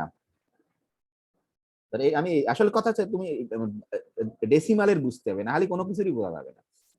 ধরো আমরা যখন এরকম করি, কথার কথা ধরো এরকম যদি করি, তাই না, কি করবো বলো দেখি, 12 দিয়ে গুণ করি, সবচেয়ে সহজ করি, ধরো এটা 25 দিই, সমস্যা নেই। আসলে আমরা যখন এটা করি, কি করি ধরো এই স্থানীয় মানটা খুব ইম্পর্টেন্ট। ধরো আমরা যখন এই 2 কি তো একক স্থানে আছে, তাহলে 2 দিয়ে তখন গুণ করি, স্বাভাবিক কি করি 5 দুগুণে 10, এই যে 10 হওয়া মানে কিন্তু কি হয়ে গেল তোমার 10 বলে কিন্তু কোনো সংখ্যা নেই, সে তোমার ডিজিট নেই, শূন্যকে ব্যবহার করে তাহলে দশকের ইসে একটাই পাচ্ছি। সেই জন্যই এই যখন এই যে 2 দিয়ে যখন দশকের অঙ্ককে গুণ করছি, 2 দুগুণে 4, এই 4 কিন্তু দশকের, আর 1ও কিন্তু দশকের, তাহলে এখানে এই জন্যই পাস হয়ে যায়। আর ধরো আমরা ছোটবেলায় এরকম করতাম কিন্তু কেটে দিতাম, তাই না? কেটে দেওয়া আসলে ডেঞ্জারাস, কেটে দেওয়া উচিত না। কেটে না দিয়ে এখন বোধহয় দেখি বইয়ে 0 দেয়, কেটে না দিয়ে আসলে এখানে 0 দেওয়া বেটার। আরো একই কথা বোধহয়, কেটে না দিয়ে। ধর এখানে আমরা কেটে কেন দিতাম বলো দেখি, কি মনে হয়? ধর আমরা ছোটবেলায় দেখাতাম কেটে কেন দিতাম? হ্যাঁ স্যার কেটে বলতে স্যার বাদ দিতাম স্যার, এটা একটা ফাঁকা রাখতো কি। কেন দিতাম, কেন? প্রশ্ন তো সেটা।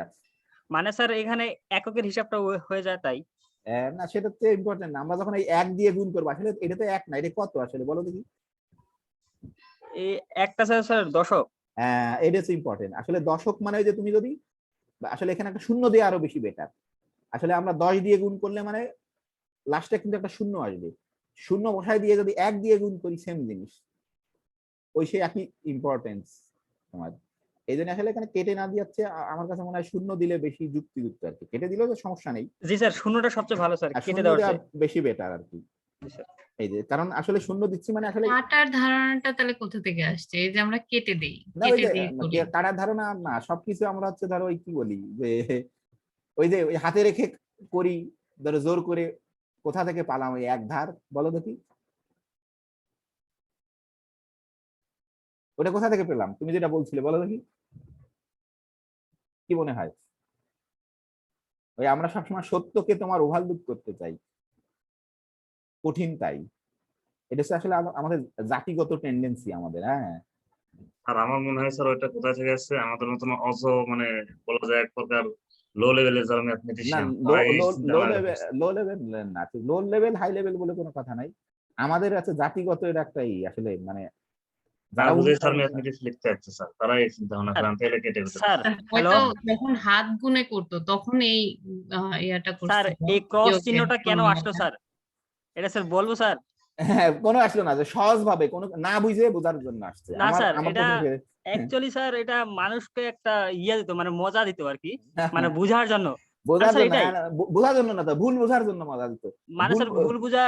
যেমন ভুল- স্যার আমি দেখতেছি স্যার মানে অনেক বা চিন্তাবিদ যারা আছে, যেমন আমরা হ্যালো হ্যাঁ বলো। প্রাইমারিতে স্যার পড়াইতো স্যার, যেমন আমরা দ বলি স্যার, হুম। যে এই দটা আছে হুম। অনেক স্কুলে স্যার দটা পড়ায় হলো হাঁটু ভাঙা দ। হুম। মানে স্যার এখানে এই কথাটা বলতো যে এই কারণে যে এখানে একটা মনে রাখার জন্য বা মানে বিশেষ মজা বা দেওয়ার জন্য আর কি, বিষয়টা হ্যাঁ, এই প্রসেস আর কি, না মানে কিন্তু হ্যাঁ ঠিক আছে অ্যাকচুয়ালি কিন্তু- হাঁটু ভাঙা দ না, দটা আর কি। না মানে কিন্তু মনে রাখতে গিয়ে সত্যকে আমরা ধরো ওভারলুক করতাম। জি স্যার, হ্যাঁ এটা একটু হচ্ছে হ্যাঁ, না, ওভারলুকিং হচ্ছে। হ্যাঁ একটু না, কিন্তু তার ইম্প্যাক্ট কিন্তু বিরাট, বুঝতে পারছো? মানে ধর এই ছোটবেলা থেকে সত্যকে ওভারলুক করা শিখতেছি, মানে সারা জীবন আমরা লেখাপড়ায় সত্যকে ওভারলুক করা শিখছি, তার মানে আমরা কিন্তু এই ধরো গাড়ির ইঞ্জিন তৈরি করতে পারছি না। হয়তো তোমরা মানে তোমাদের আমার সাথে দ্বিমত পোষণ করতে পারো, অথবা ফ্রিজের কম্প্রেসার তৈরি করতে পারছি না, টিকা তৈরি করতে পারছি না, এই যে ওভারলুক করা শুরু করছি ধরো মানে সত্যকে, সেই জন্যই জি কিন্তু এই স্যার ঘটনা ঠিক। ঘটছে আমার কাছে, তাই মনে হয়। অবশ্যই তোমরা দ্বিমত পোষণ করতে পারো আমার সঙ্গে। ম্যাথমেটিক্স হচ্ছে খুব ইম্পর্টেন্ট জিনিস, হ্যাঁ তোমাকে ডিরেক্ট কিছু করবে না, কিন্তু তোমার আসলে ম্যাথমেটিক্স যদি তুমি বুঝতে না পারো, আসলে তুমি কখনো ভালো ইঞ্জিনিয়ার হতে পারবো না তো। আর ধরো আমরা অদ্ভুত জাতি, আমাদের দেশে ধরো যারা মেডিকেলে পড়বে তাদের ম্যাথমেটিক্স লাগবে না, মানে এর চেয়ে হাস্যকর ধরো মানে কিছু যে হতে পারে, মানে পৃথিবীর কোনো দেশে এরকম আছে কিনা খুবই সন্দিহান আমি। আমি ধরো আমি জাপানে আমার প্রফেসরকে জিজ্ঞেস করছিলাম, তো ওরা বলেছে ডাক্তার হতে হলে তাকে অবশ্যই ম্যাথমেটিক্স করতে হবে, মেইন হচ্ছে ওদের, নাহলে সে ডাক্তারিতে অ্যাপ্লাই করতে পারবে না ওদের দেশে।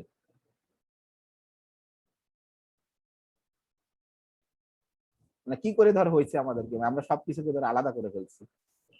তাহলে তো একটা ম্যাথমেটিশিয়ান আছে, একটা মেডিকেল স্টাফ তো অনেক স্টুডেন্ট আছে যায়, কারণ পরিশ্রম আছে এর উপরে। হ্যাঁ আর অনেক কিছু জানে, তাদের ডিমান্ডটা বেশি থাকে। না ডিমান্ড তো হ্যাঁ, এটা তো ধরো ডিমান্ড অবশ্যই বেশি হবে, তোমার প্রায়োগিক প্রায়োগিক বিজ্ঞানের ডিমান্ড স্বাভাবিক বেশি হবে তোমার, যার সঙ্গে ধরো ধরো অর্থের ডিরেক্ট লেনদেন।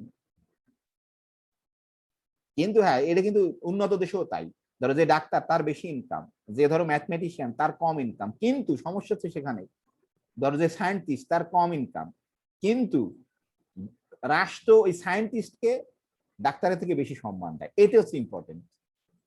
অবশ্যই ধরো ডাক্তার যে তার প্রচুর টাকা, সেটা রাষ্ট্র নিয়ন্ত্রণ করতে পারবে না, কিন্তু ধরো যে ধরো টিকা তৈরি করে তার সম্মান, হ্যাঁ তার টাকা নেই কিন্তু তার সম্মান হাজার গুণ বেশি যে ধরো সিম্পলি ডাক্তারি করে তার থেকে।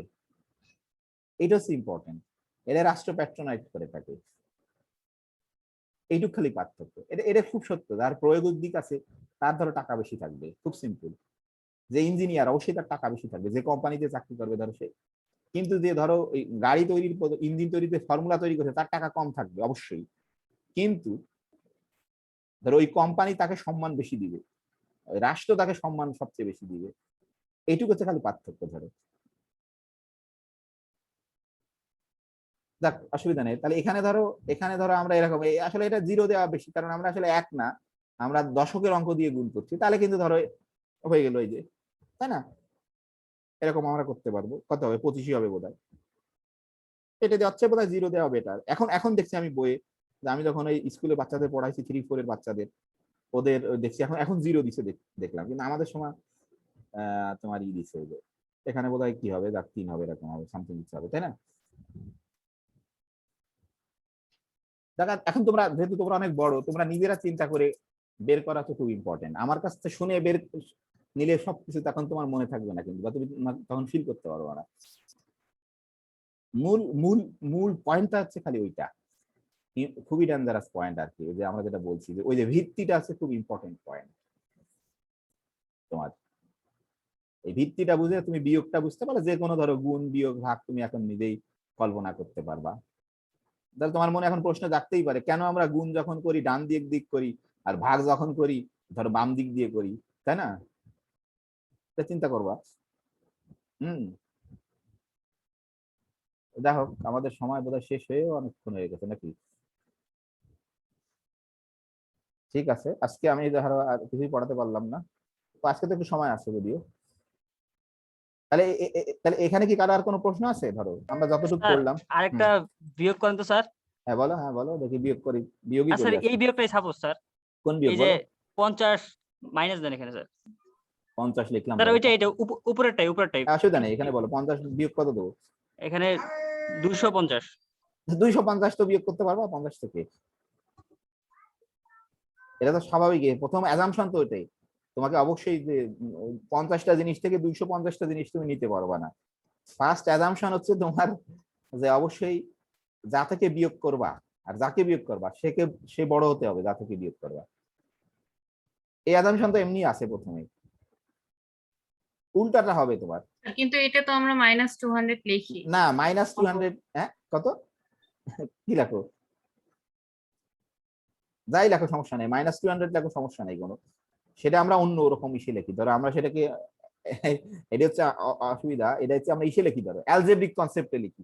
যখন আমরা ধরো ঋণাত্মক সংখ্যার ধারণা আছি তখন লিখি, কিন্তু ফিল করো যে আমরা স্যার আমি একটা মানে ইন্টারেস্টিং বিষয় দেখি যে হ্যাঁ। এখানে হলো স্যার, আমরা যখন এই বিয়োগটা হ্যাঁ। মানে সাপোজ মানে মানে এইভাবে লিখি হয় না, বাট যখন আমি একটা লিনিয়ার ভাবে লিখি সোজাসুজি, তখন আমরা এটা করা যাচ্ছে স্যার। হ্যাঁ, না না না এভাবে লেখি না, আসলে আসলে ওটা করি না আমরা। তোমরা তখন পড়ছো খেয়াল করছো কিনা, আমরা কিন্তু সব নাম্বার থিওরিতে ইন্টিজারে আসি সব, তাই না? খেয়াল করছো কিনা, ইন্টিজারে আসি। জি স্যার, পজিটিভ ইন্টিজার। পজিটিভ ইন্টিজারে আসি এবং তাকে নেগেটিভে নিতে পারি, খালি সামনে মাইনাস চিহ্ন দিয়ে। আমরা যত ডিভিজার বের করছি বলছি যে সব পজিটিভ ডিভিজার কনসিডার করছি, আর নেগেটিভ ডিভিজারও আছে, ঠিক ওই পজিটিভ গুলোর আগে মাইনাস দিয়ে দিলে ওরাও ডিভিজার। এটা অবশ্যই কিন্তু ফিল করতে হবে। রিয়েল নাম্বারের জগৎ কিন্তু আলাদা, ঠিক আছে? রিয়েল নাম্বারের জগৎ কিন্তু আলাদা। এটা আমরা ওই সেন্সে করতে পারবো না, এখানে নতুন সেন্স তোমার ডিফাইন করতে পারবে। আমরা যখন বলছিলাম ওই যে যখন ভিত্তি করছিলাম এন, ধরো তখন কি বলছিলাম, এন পজিটিভ ইন্টিজার, ওই বিও কিন্তু পজিটিভ, সেটা ইম্পর্টেন্ট। এটা তুমি অবশ্যই করতে পারো। কেমন করে করতে পারো জানো? এটাকে জাস্ট এই মাইনাসটাকে অমিট করে দিয়ে বড়টাকে একই যুক্তি অ্যাপ্লাই করতে পারো, যেহেতু বড়টার আগে মাইনাস চিহ্ন, আসলে এটাই করো। এই যুক্তি দিয়েই একটু অন্যভাবে ব্যাখ্যা করতে হবে। এরকম বড়টাকে দিলাম, এরকম দিলাম, ধরো এরকম একই যুক্তি ব্যবহার করে তুমি 200 বানালে, আর যেহেতু আমরা বড় সেই করে তারপরে এই যে তোমার মাইনাস, এইভাবে আমরা অ্যাপ্লাই করতে পারবো। ঠিক ওই যুক্তিটাকে অ্যাপ্লাই করে এটাকে আমরা সিদ্ধান্ত আসতে পারবো। জি স্যার, এখানে চিহ্নটাই অমিট করতে হবে। আবার করতে হবে, তারপর ওই যুক্তিকে যদি ব্যবহার করতে চাও, কারণ ওই যুক্তির লিমিটেশন আছে সেইটা। ঠিক আছে, ভালো। আর কারো প্রশ্ন আছে?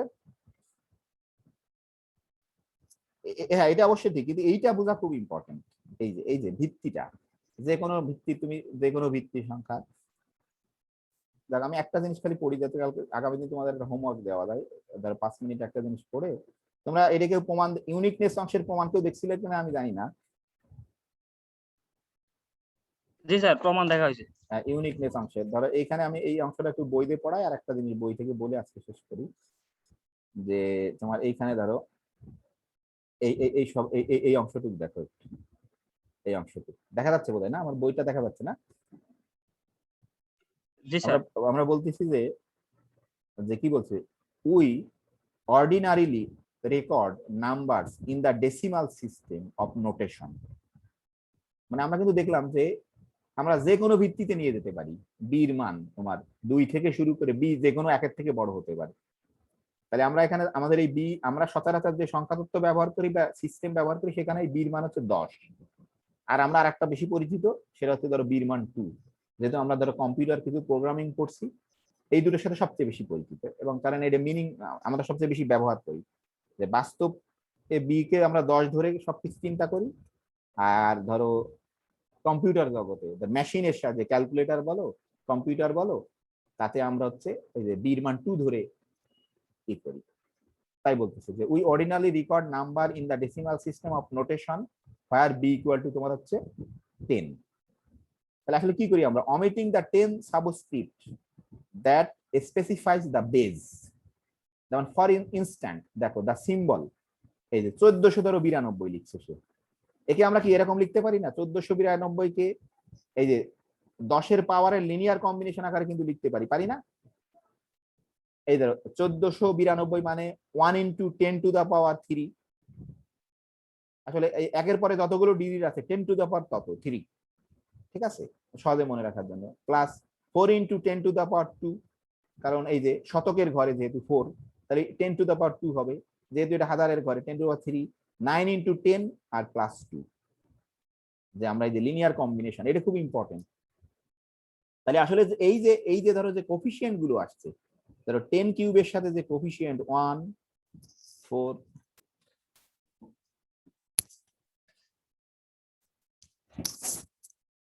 10 কিউবের সাথে যে কোফিসিয়েন্ট,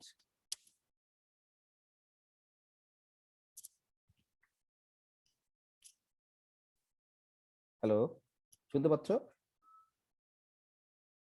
হ্যালো, মিউট হয়ে জি গেছে। স্যার, শোনা যাচ্ছে। ও আমার এখানে কারেন্ট চলে গেছে তো মোবাইল থেকেই করলাম, সমস্যা নেই। এই জন্যই ভাবলাম কি হয়ে গেলে তখন আবার ডিসকন্টিনিউয়াস হয়ে যেত রেকর্ডিংটা। তাহলে আমরা জাস্ট এরকম বলে শেষ করতে, আসলে এই যে কোফিসিয়েন্ট দেখো, এই যে 1 4 9 2, এটা আমরা নিশ্চিত যেহেতু 10 ভিত্তিক সংখ্যা, তোমার এই কোফিসিয়েন্ট গুলো কিন্তু 0 থেকে 9 এর ভিতরে, 9 পর্যন্ত যে কেউ হবে, জীবনে 10 হতে পারবে না, আমরা অলরেডি প্রুভ করছি। তাহলে বলতেছি দ্য ইন্টিজার 1 4 9 and 2 আর call the digits of the given number. অর্থাৎ কি, যে কোনো একটা গিভেন নাম্বারের কারা ডিজিট হবে সেটা কিন্তু আমরা ধরো এই যে নির্ণয় করে ফেলতে পারি এর সাহায্যে। এই যে 1 4 9 2 আর call the digit of the given number. তাহলে অবশ্যই 1 ডিজিট, কিন্তু 1 এর কিন্তু একটা পজিশনের উপরে এর একটা ভ্যালু আছে, কিন্তু সেই বলতেছে আমরা যেটা বললাম 1 বিং দ্য 1000 ডিজিট। 1 একটা ডিজিট, 1 যে ডিজিট, 4 কিন্তু এখানে সেই ডিজিট না, স্থানীয় মানের ভিত্তিতে। 1 বলছে 1000 ডিজিট, 4 হচ্ছে তোমার 100 ডিজিট, 9 হচ্ছে তোমার টেন্স ডিজিট, আর 2 হচ্ছে তোমার ইউনিটস ডিজিট। অবশ্যই তোমার এটা সবাই বুঝতে পারছো। In technical language, we refer to the representation of the positive integer as sum of the powers of 10 with, এই যে দেখো যেটা বলতেছে যে with coefficient at most 9, এটা হচ্ছে ইম্পর্টেন্ট। যে আমরা যখন 10 ভিত্তিক সংখ্যার যে কোফিসিয়েন্ট গুলো হবে বা ডিজিট গুলো হবে সর্বোচ্চ at most 9 পর্যন্ত হতে পারে, as their decimal representation। এই যে আসলে এগুলো সব আসছে তোমার এই যে ল্যাটিন শব্দ থেকে, ফ্রম দ্য ল্যাটিন ডিসেম। ডিসেম মানে হচ্ছে তোমার 10, এই জন্য স্প্যানিশ ভাষায় লা দেসিমা বলে। যখন আসলে আমি বলছিলাম তোমরা যারা ফুটবল খেলা দেখো বুঝতে পারছো, রিয়েল মাদ্রিদ যখন 10ম বারের মতো চ্যাম্পিয়ন্স লিগ জিতছিল, ওরকম বলছিল যে লা দেসিমা। আমি ওই বুঝতাম না তখন, কিন্তু এটা পড়তে গিয়ে তাহলে বুঝলাম যে ওখানে তাই হয়েছে, এই যে ল্যাটিন দেসিমা। তাহলে এই যে বুঝতে পারলে এটা হচ্ছে মূল থিং তোমার একেবারে, যে কেমন করে যদি তাহলে 2 ভিত্তিক সংখ্যা হলেও তাহলে এখানে 2 এর লিনিয়ার পাওয়ারের লিনিয়ার কম্বিনেশন লিখতে পারবা। তা সেখানে যে কোফিসিয়েন্ট গুলো আসবে সেটাই হবে ওই সংখ্যাটার ডিজিট। এই জন্য 1 আর 0 ছাড়া অন্য কেউ ডিজিট হয় না। 3 ভিত্তিক হলে তোমার 3 এর পাওয়ার দেবা, তারা হবে তোমার ডিজিট। ঠিক আছে, আশা করি বুঝতে পারছো। অবশ্যই তোমরা একটু যদি নিজেরা পড়ো এখন ধরো বুঝতে পারবা। আজকে কি এটা আর পড়ানো যাবে কিনা, অনেকক্ষণ হয়ে গেছে না, আজকে থাক, আগামী দিন এটা পড়বো, এটুকুই পড়ো। হ্যাঁ স্যার পরে আরেকটা ক্লাস আছে। হ্যাঁ ঠিক আছে, এই যে শেষ, এখন এখানে শেষ করি আমরা। এটা এখন দেখবো যে আমি জাস্ট একটা সেকেন্ড বলে শেষ করি যে এই যে ধরো এই একটা শব্দ বলেই আমি শেষ করছি এখানে। এই যে ধর এই যে 5 টু দা পাওয়ার 110 মডুলো 131, এই কথাটার অর্থই হচ্ছে, এখানে কিন্তু কোনো কনগ্রুয়েন্ট দেয়নি, এই কথাটার অর্থই হচ্ছে যে 5 টু দা পাওয়ার 110 এটা কিন্তু একটা সংখ্যা। এই সংখ্যাটাকে তুমি যদি 131 দিয়ে ভাগ করো তাহলে কত ভাগশেষ থাকবে সেটা তোমাকে বের করতে বলছে। কিন্তু এই শব্দটা আমরা এখন পরিচিত হবে এরকম। আমি কিন্তু লিখছিলাম ওই যে লিখছিলাম না যে ধরো ওই সংখ্যাটাকে যদি মডুলো 10 লেখো তার মানে কি, তুমি যদি 10 দিয়ে ভাগ করো তাহলে কত, তুমি যদি এটাকে 10 দিয়ে ভাগ করতে তাহলে কিন্তু বলতে পারতে যে এই সংখ্যাটার লাস্টের ডিজিটটা কত। যে 5 টু দা পাওয়ার 110 মডুলো 10, আমরা যদি বলতাম এটা লাস্টের ডিজিট কত, ওই যে মডুলো 10 করলেই কিন্তু তুমি লাস্টের ডিজিট পেয়ে যেতে। 5 টু দা পাওয়ার 110 মডুলো যদি বলতাম যে 100, লাস্টের দুটো ডিজিট পেতে তুমি। অর্থাৎ কি, এই সংখ্যাকে তুমি জানো না কিন্তু তুমি যুক্তি ব্যবহার করে বলে দিতে পারছো। এই সংখ্যা কিন্তু নির্ণয় করা খুবই কঠিন, কিন্তু আমরা যুক্তি ব্যবহার করে খুব সহজে বলে দিতে পারবো, খুবই সহজে বলে দিতে পারবো। তাহলে আমরা আগামী দিন এটাই দেখবো, এবং এইটা করতে গিয়ে আমরা কিভাবে ধরো মানে আমরা ডেসিমাল সিস্টেমের সাহায্যে করা খুবই কঠিন হয়ে যায়, তখন আমরা একটা বাইনারির একটা যুক্তিকে অ্যাপ্লাই করে এত সুন্দর এবং এত সহজভাবে করে ফেলতে পারি, খুবই মজার এটা। ইভেন আমি ধরো 5 দিন আগেও বুঝতাম না, কারণ আমি ছাত্র অবস্থা পড়ছিলাম কিনা মনে নেই আমার, আমি নিজে ধরো পড়ানোর জন্য তোমাদের পড়তে গিয়ে বুঝতে পারছি এখন আর কি। হ্যাঁ, খুবই মজার যে এই 5 টু তারপর 110 কিন্তু অনেক বড় সংখ্যা। তাকে 131 দিয়ে ভাগ করলে তো তুমি ডিভিশন অ্যালগরিদম বলছে এই সংখ্যাকে তোমাকে জানতে হবে, জানিয়ে তাকে খুব কঠিন একটা ভাগ করে তারপরে তুমি কি বলতে পারবা। কিন্তু ভাগ না করেও আমরা এই কনগ্রুয়েন্সের সাহায্যে বলে দিতে পারবো, সেটা আমরা আগামী দিন দেখবো আর কি। তো ঠিক আছে, আজকে ধরো শেষ করি। তোমরা অবশ্যই কিন্তু এই অংশটা পড়বা আর এই অংশটা পড়বা, আর অবশ্যই এই যে আজকে যদি হয় হোমওয়ার্ক দেখি বানায় যদি দেওয়া যায়, কয়েকটা বিয়োগ টিয়োগ যদি দেওয়া যায় দেখি, তাহলে আমি দিব আর কি। তো ঠিক আছে, আজকে আমরা শেষ করি। যেহেতু তোমাদের ক্লাস আছে 10:30টায় ক্লাস আছে নাকি না 11টায়? স্যার 11টায় আছে স্যার। হ্যাঁ, না ঠিক আছে, এখনই শেষ করবো আমরা। আর আমিও টায়ার্ড, আমি যদি টায়ার্ড না, তোমরা টায়ার্ড হয়ে গেছো আমার থেকে বেশি। তা যদি কারো প্রশ্ন থাকে, ধরো আমাদের ক্লাস শেষ, কারো যদি কোনো ধরনের প্রশ্ন থাকে ধরো করতে পারো। হ্যাঁ, কোনো প্রশ্ন আছে?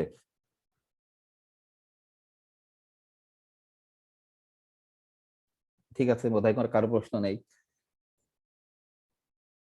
তোমাকে অবশ্যই রিকোয়েস্ট করবো যে তুমি এইভাবে চিন্তা করবা যে ভিত্তির সাথে কি করে তোমার এই যোগ বিয়োগ গুণ ভাগ খুবই রিলেটেড, মানে সত্যি সত্যি প্রকৃত জিনিসটাকে বোঝা খুব ইম্পর্টেন্ট। তো ঠিক আছে, ভালো থাকো সবাই। মঙ্গলবার হয়তো, মঙ্গলবার কখন ক্লাস নেওয়া যাবে? হ্যাঁ, হ্যালো, শোনা যাচ্ছে না আমাকে? পলাশ, পলাশ কি চলে গেছে নাকি? পলাশ চলে গেছে বোধহয় কোনো কারণে ডিসকানেক্ট। মঙ্গলবার কখন ক্লাস নেওয়া যাবে? তোমরা যারা আছো এখানে, না নেওয়া যাবে না আর? হ্যালো, স্যার আগে যে শিডিউল আসছিল ওইটাতেই নেন। না সেটাই তো, আমার শিডিউল তো তোমরা দেখি সব অন্য সাবজেক্ট দিয়ে দিছো, এটাই আমি বললাম না। আমার তো ধরো আগে মঙ্গলবার একটা শিডিউল ছিল 11:30টার সময়, অনেক দিন ধরে নিচ্ছি ধরো, তাই না? প্রায় তো 4-5 মাস হবে না?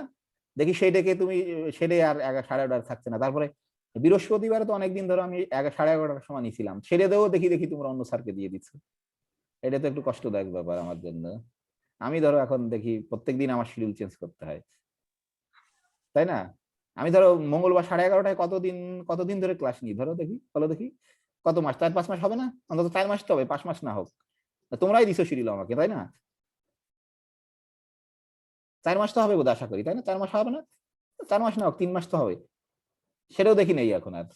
তারপরে বৃহস্পতিবার ধরো ক্লাস নিতাম বোধ হয়, তাও তো ধরো বৃহস্পতিবারে তো প্রায় ধরো ঈদের পর থেকে নিছি ধরো 1 মাস তো হবে প্রায়, সেটাও দেখি নেই আর শিডিউল, সেটাও ক্যান্সেল। হ্যাঁ, স্যার মঙ্গলবারে তো আপনার 12টা থেকে শিডিউল দেওয়া আছে। না না 12টা থেকে তো দেওয়া ছিল না, ছিল তো 11:30 ছিল কিন্তু স্যার আলটিমেটলি। আসলে সেদিনকে আলতাফ স্যার নিজে রিকোয়েস্ট করছেন, মানে বলছিল যে হ্যাঁ, স্যারকে হ্যাঁ, একটু বলো যদি স্যার হ্যাঁ। পারে। না এই সপ্তাহে কি 11:30টায় না 12টায়? পলা যদি চলে গেছে সেজন্যই। সম্ভবত 12টাই, কারণ আলতাফ স্যার হয়তো 11টা থেকে নিবে। ও, তো ঠিক আছে, তাহলে অসুবিধা নেই। হ্যাঁ, ঠিক আছে। আর শনিবার আপাতত আমার যেহেতু আমাদের গ্রামের স্কুলে ক্লাস ওই করোনার জন্য আবার বন্ধ হয়ে গেছে, এই জন্য শনিবার আমি নিতে পারবো এই সময়। হ্যাঁ, স্যার আপনি স্কুলে ক্লাস নেন? হ্যাঁ, হ্যাঁ, স্কুলে ক্লাস নেই তো খুব মজা লাগে ওদের। এই যে অনলাইন তো সুযোগ আছে তার স্কুলে, এই যে সপ্তাহে আমি 3টে ক্লাস নিই স্কুলে আর কি। আমাদের স্কুলে, আমি যে স্কুলে পড়ছি ধরো, বা আরো আশেপাশের শুধু স্কুলে। ম্যাথ পড়ান? না আমি তো ম্যাথ ছাড়া কিছু জানি না, তো সেটাই তো কথা। তাহলে ম্যাথও না, আসলে ম্যাথের খালি অ্যানালাইসিস ছাড়া আর কিছুই জানি না আমি, সেটাই কথা। অন্য ম্যাথমেটিক্সও জানি না, এটাই ইম্পর্টেন্ট খুব। স্যার হ্যাঁ, থার্ড ইয়ারে আপনি কি ক্লাস নেন? থার্ড ইয়ারে অ্যানালাইসিস পড়াই আমি। Real analysis? হ্যাঁ, হ্যাঁ, সেকেন্ড ইয়ারে অ্যানালাইসিস পড়াই। তোমাদের এখানে অ্যানালাইসিস পড়াতাম, যদি সত্যি সত্যি একটা অ্যানালাইসিস কোর্স থাকা উচিত ফোর্থ ইয়ারে, সেটাই তো। ঠিক আছে আর কি, দেখা তাহলে আমরা। ক্লাস রেকর্ডের ভিডিও গুলো কি মানে শুধু মানে যেরকম সেকেন্ড ইয়ারে শুধু সেকেন্ড ইয়ারের গ্রুপে, থার্ড ইয়ারে শুধু থার্ড না ইয়ারের গ্রুপে কিন্তু আপলোড কিন্তু করেন? কিন্তু ইউটিউবে আছে তো, তুমি তো দেখতে পারবা, ওইরকম ইউটিউবে দিয়ে দিই, তুমি ওখানে ঢুকলেই দেখতে পারবা। হ্যাঁ, জি স্যার। তোমার যদি তখন দেখতে পারবা আর কি। তো ঠিক আছে, আজকে শেষ করি। আর আমি দেখি পলাশের সাথে তাহলে 12টার সময় একটা শিডিউল দিব, ঠিক আছে? ওকে, ভালো থাকো সবাই, অবশ্যই চিন্তা করো অবশ্যই এগুলো। ওকে, আল্লাহ হাফেজ। আসসালামু আলাইকুম স্যার। ওয়ালাইকুম আসসালাম।